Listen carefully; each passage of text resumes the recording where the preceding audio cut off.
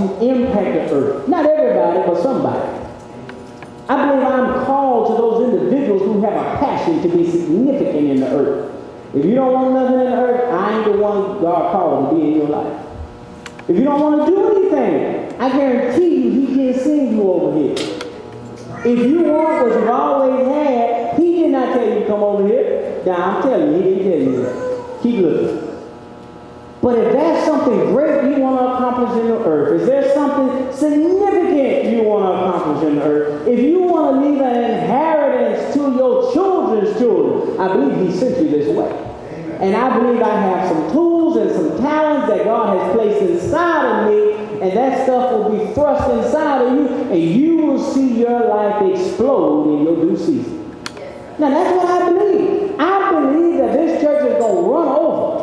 I was riding with a good friend of mine a week ago, and he said, I see it. I see the people coming and you can't handle it. I said, what we going to do? He said, what you going to do? You're going to get another building. So I believe that.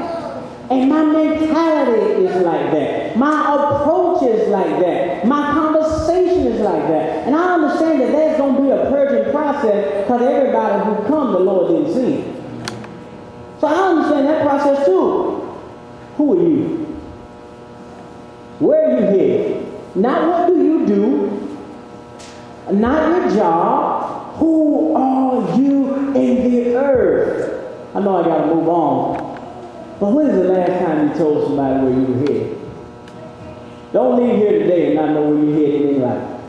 Don't leave here today and not know the purpose that God has for you as a young man. As a young man. What is your purpose in the earth? Why were you born? What's your destiny? What's your joy? If you had $1 billion, what would you do? If you can answer that, you might find out who you are. And so we see here, on the way to Jerusalem, He was passing along between Samaria and Galilee, and He entered a village. I can't focus on village right now. He was met by how many lepers? 10. Now 10 is the number of completion. 10. So you see that number 10 is the number of completion. And so here we have a leper. Here we have someone who's a nobody in society. Not only is he a no one in society, he does not exist in society. And so the leper has his own place in life. And the leper sits back and watches everybody else have all the fun in life. Everybody else interact in life. Everybody else be a success in life.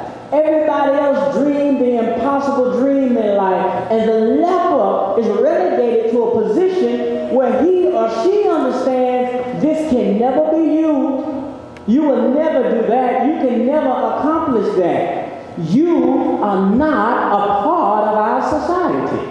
And so what they would do, they would create leper colonies because they had to put them somewhere. And so they would take these individuals who had a mistake in their life. Have you ever had a mistake in your life? Have you ever had an ism in your life? Have you ever had something come across your life? It might not even be your fault, but it affected you in such a way. Has anybody in here had the opportunity to choose their mom and dad?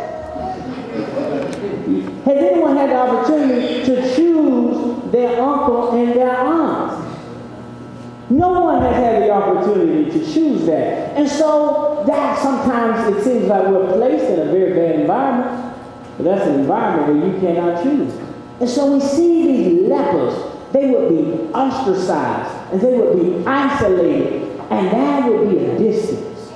That would be a bridge that they could not cross. There would be a gap that they could not cross. And they could not associate, not even in distance, with the people who were doing it in society. Do you ever feel like a leper? Do you ever feel like you're supposed to be broke? I mean, really? Do you ever feel like that?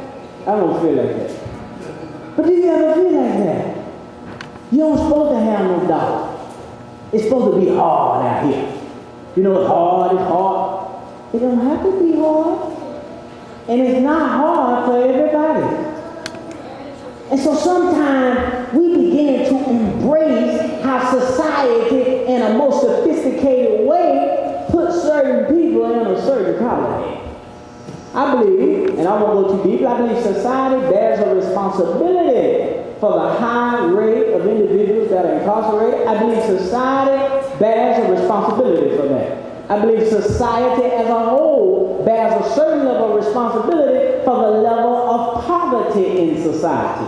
I believe society as a whole bears a certain responsibility for the have and the have-nots. I believe society bears a certain responsibility when we see certain culture groups where there's no father in the home. That didn't just start. So I believe society bears a certain responsibility for that, and I believe society should take their money, their resources, their economics, and do something about it. Does anybody agree with me on that?